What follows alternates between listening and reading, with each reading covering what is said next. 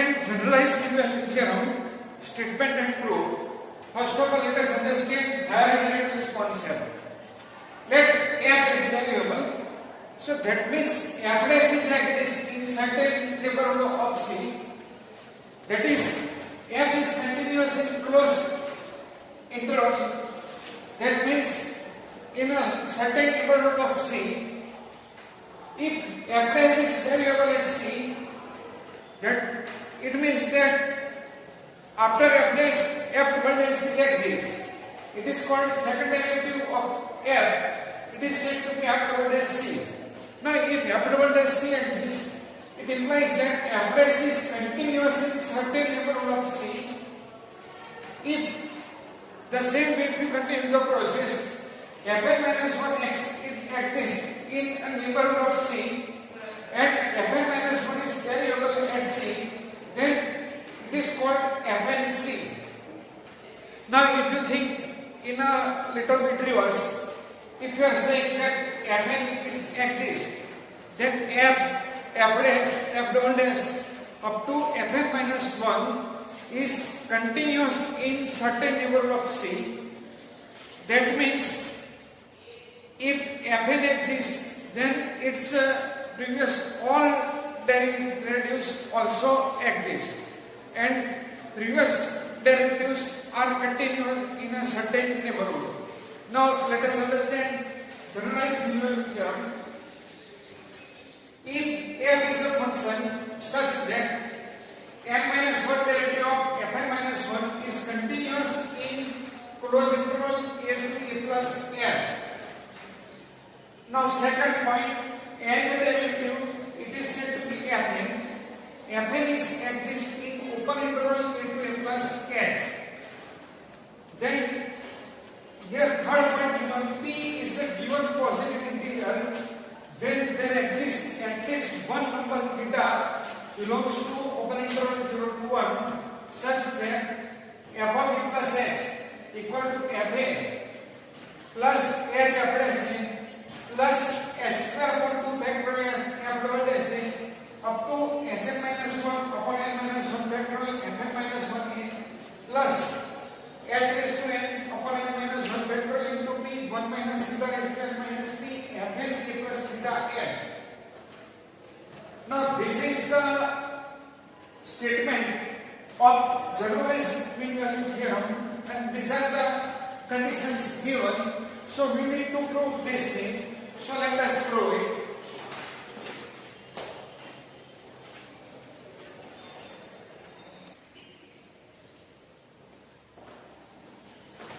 Now let us see the proof. For proof of this generalized mean value theorem, we need to refer condition 1. Now what is condition 1? n minus 1 derivative of fn minus 1 is continuous in closed interval a to a plus h. Now fn minus 1, it is n minus 1 derivative. It means that f dash, f double dash up to fn minus 2 are continuous in closed interval a to a plus h. It is according to the higher derivative concept that I have explained. Now let phi be a function defined by, now we need to define function phi. Now phi function will be phi x equal to fx plus a plus h minus x f dash x plus a plus h minus x whole square upon 2 factorial f double dash x up to a plus h minus x raised to n minus 1 upon n minus 1 factorial fn minus 1x plus a into a plus h minus x raised to p. Now here capital A is a constant and a is a constant to be determined such that phi a equal to phi a plus h. So we want to find out capital A so that phi a equal to phi a plus h can be happen. Now we are going to define one more function for a. So capital A is given by f of a plus h. So this function I have written from our to prove part. We have to prove this function. So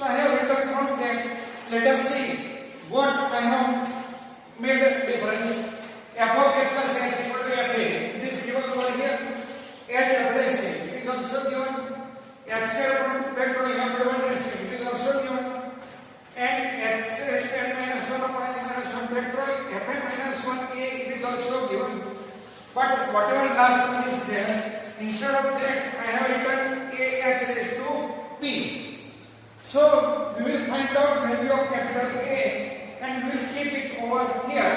We will say this is number 2 and we will say this is number 1. We will prove number 1. For that we will find out value of capital A and we will keep it number 2. Now for that we need to use Rolle's theorem. So let us see the proof.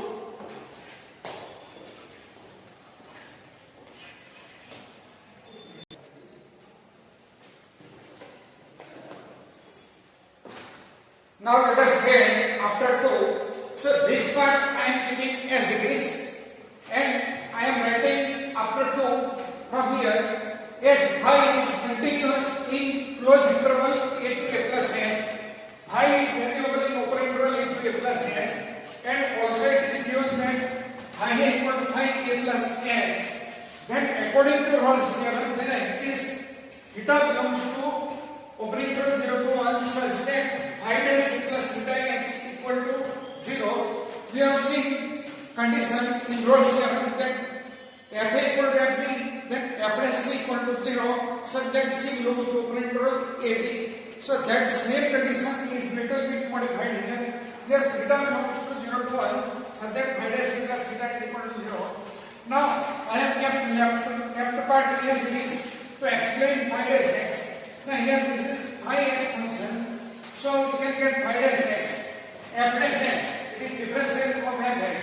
Now in bracket, I have done differentiation of a plus h minus x into f dash x using product rule. So first of all I have kept f dash x as it is and differentiation of a plus x minus x, it is minus 1. So minus 1 into f dash x. And keeping a plus x minus x as it is, then differentiation of f dash x will be f double dash x. And in second bracket, differentiation of a plus x minus x whole square upon 2 factorial f double dash x. For that f double dash x as it is, then differentiation of a plus x minus x whole square upon 2 factorial will be 2 a plus x minus x upon 2 factorial. And differentiation of minus x multiplied, it is by minus 1 f double dash x plus a plus x minus x whole square upon 2 factorial f triple dash x. So up to the last bracket will be n minus 1 a plus x minus x raised to n minus 2 over n minus 1 factorial fn minus 1 x into minus 1 we should write over here, because when you write down differentiation of this term n minus 1 will be here and we should write down differentiation of a plus x minus x will be minus 1. So we must multiply by minus 1 plus a plus x minus x is to a minus 1 over n minus 1 factorial as it is and differentiation of fn minus 1 x. So when we write down differentiation of f dash will be f double dash. F double dash differentiation will be f triple dash. So one power will increase. So here fn minus 1 will be there, then one power increase, then it will be fn x.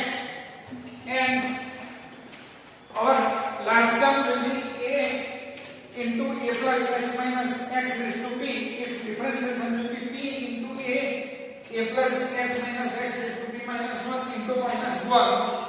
So after completing this, if we cancel, then we can see this term will be minus f dash x. It will be cancelled with this term. So if there are only two terms, f dash x and second bracket, then you can observe that this only term will remain. The same way, if you add one more bracket, then this term will be cancelled with this term. Then this last term of second bracket will remain. The same way, if you continue this process, then you will have this circle term will remain and this term will remain. So we can write down our phi dash x will be a plus x minus x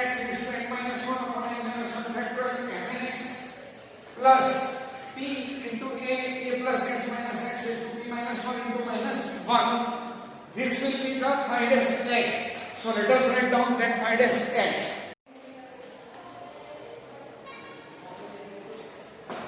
Let us say phi dash x.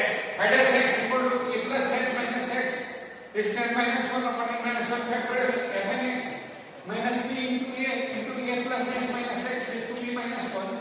Now replacing a plus theta x instead of x, we can get phi dash a plus theta x equal to a plus x minus a minus theta x raised to n minus 1 upon n minus 1 factorial fn a plus theta x minus b into a plus x minus a minus theta x raised to b minus 1. But it is equal to 0. So a into b into h minus theta h raised to b minus 1 equal to h minus theta h raised to n minus 1 upon n minus 1 factorial. On shifting this minus b into a h minus theta h raised to b minus 1, we can get it is on right side but written on left side. So here h minus theta h upon n minus 1 factorial and power will be n minus 1 into fn a plus theta h. So after cancellation we can get value of capital A. It will be h raised to n minus 1 upon h raised to b minus 1 1 minus theta raised to n minus 1 upon 1 minus theta raised to b minus 1 fn a plus theta h upon n minus 1 factorial into b. Then final value of A on shifting this t minus 1 in numerator's power t minus 1 in numerator's power, we can get A equal to h raised to n minus p 1 minus theta raised to n minus p fn a plus theta h upon n minus 1 factorial into p. Now we will put this value of A into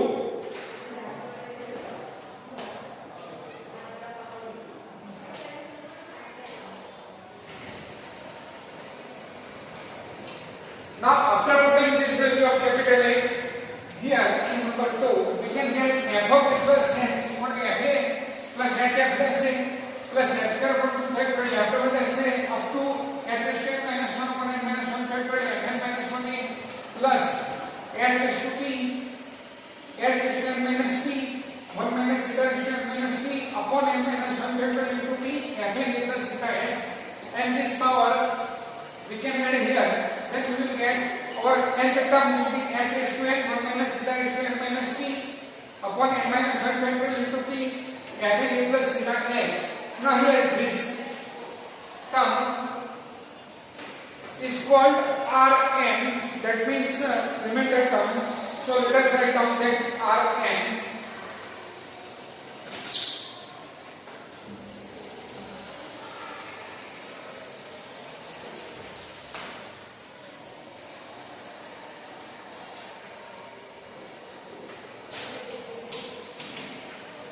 Rn will be h raised to n 1 minus theta raised to n minus p upon n minus 1 factorial into p fn a plus theta h. We will say it Rn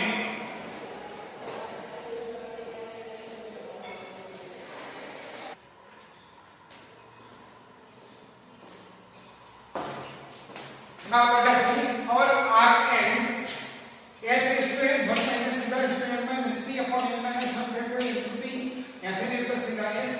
This Rn is known as scalar remainder. Now if we put p equal to 12 in this Rn, then we can get Rn equal to h raised to n 1 minus theta raised to n minus p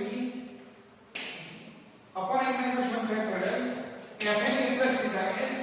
This is known as Cauchy's remainder.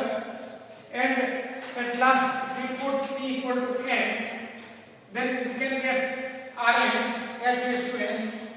Now here putting p equal to n 1 minus theta raised to 0, so it will be 1, and denominator n minus 1 factorial into n, it will be n factorial fn a plus theta h. So putting p equal to n, whatever we get, it is known as Lagrange's remainder.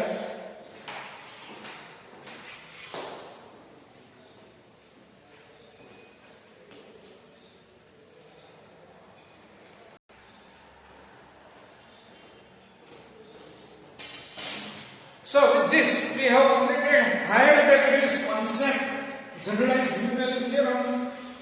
In that generalized mean value theorem, we have understood Taylor's remainder, Cauchy's remainder, and Lagrange's remainder. So those who are studying in FISC, they should go through it once and they should write down in notebook 1 or 2 times. It is very easy concept, and in further problems it will be helpful to you. So I hope you have understood this concept very clearly.